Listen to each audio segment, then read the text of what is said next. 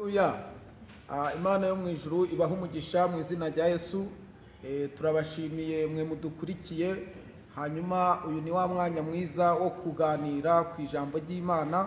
Hanyuma reka tubanze dusenge mu izina rya Yesu. Mana turagushimiye, uri Imana yacu, uri Imana ifite imbaraga, tukweretse uyu mwanya uzubane natwe, kandi umuntu wese ugiye kumva iri jambo umuheze kuryumva ndetse no kuryumvira. Tubisabye tubyizeye mu izina rya Yesu, amen. Hanyuma munyemerere dufate Bibiliya dusome ijambo ry'Imana dusanga mu gitabo cya mbere cya Samweli, ibice byaho ni icya mbere ku murongo wawo wa 17. Twumve icyo Imana ivugana natwe mu izina rya Yesu Kristo. Igitabo cya mbere cya Samweli, igice ni icya mbere, umurongo no wa 17. Hanyuma tuze tuganire umwanya mutoya kuri iryo jambo. Imana ibaha umugisha.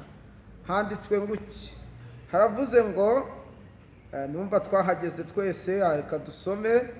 Haranditse ngo, maze Eli aramusubiza ati, genda amahoro, Imana ya Isiraheli iguhe ibyo wayisabye, amen. Nyuma turagira ngo tuvuge ku ijambo rivuga ngo, Imana yumve umubabaro wawe igusubize mu izina rya Yesu. Umubyeyi udukurikiye, umugabo udukurikiye, umusore, umukobwa, turavuze ngo Imana yumve umubabaro wawe igusubize mu izina rya Yesu. Uyu mubyeyi Hana nawe yari afite umubabaro, afite n'agahinda. Ntabwo yari yishimye kubw'ikibazo yari afite, ariko ndagira ngo ngubwire ngo igihe cyarageze, hanyuma anyarukira mu nzu y'Imana, hanyuma igisubizo akivana imbere y'Imana. Hanyuma uyu mwanya rero ndagira ngo ngubwire ngo igisubizo waba warabuze mu bantu ukakiburira ahantu hatandukanye, ugiye kukibonera mu ijambo ry'Imana mu izina rya Yesu. Bibiliya iravuga ngo uyu mubyeyi Hana ngo yari afite agahinda yategwaga na mukeba we Penina, kubera ko ngo yari yarabuze urubyaro. Ariko igihe ngo kimutera kujya mu nzu y'Imana abandi badahari, ari igihe kigera bikaba ngombwa ko wihererana n'Imana abandi badahari. Hanyuma ngo agezeyo agiye gusenga, hanyuma ngo umutambyi Eli ngamubonye aramubwira ati, uzageza he n'isindwe ryawe? Mu yandi magambo yarashatse kumubwira ngo uzageza he no gusinda kwawe. Ariko Imana yo mu ijuru ishimwe, nubwo uyu mutambyi yarabonye yuko Ana yasinze, ariko ntabwo byari bimeze bityo.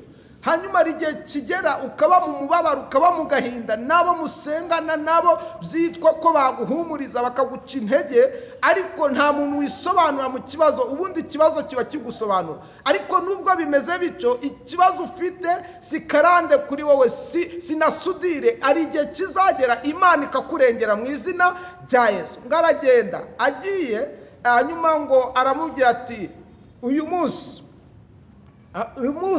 haleluya.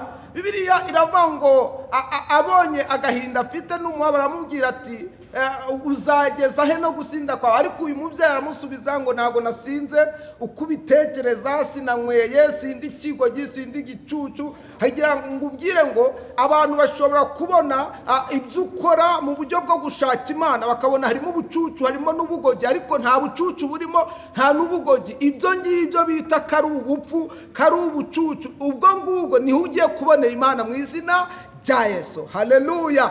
Bibiliya iravuze ngo umutambyi arangije aramubwira ngo, uyu mwanya none waje kumara iki? Aramusubiza ati, njyewe nsutse amaganya n'agahinda kanjye imbere y'Imana, singasutse imbere y'abantu, kuko hari ibintu washakiye mu bantu wabibura. None usutse agahinda kawe, amaganya, ikibazo cyawe ukibwiye Imana. Umutambyi Eli ngamubwira ijambo nakunze. Haleluya. Aramubwira ati, none rero ubwo waje imbere y'Imana, icyo waje gusaba Imana cyose ikiguhereze mu izina rya Yesu. Imana ishimwe. Nawe narimvuze ngo icyo wasabye Imana mu myaka yose yashize, mu mezi yose yashize, uyu munsi wa none ukimara kumvira ijambo, Imana nikumpere icyo wayisabye mu izina rya Yesu. Reka dushimire Imana. Mana, mu izina rya Yesu turagushimiye.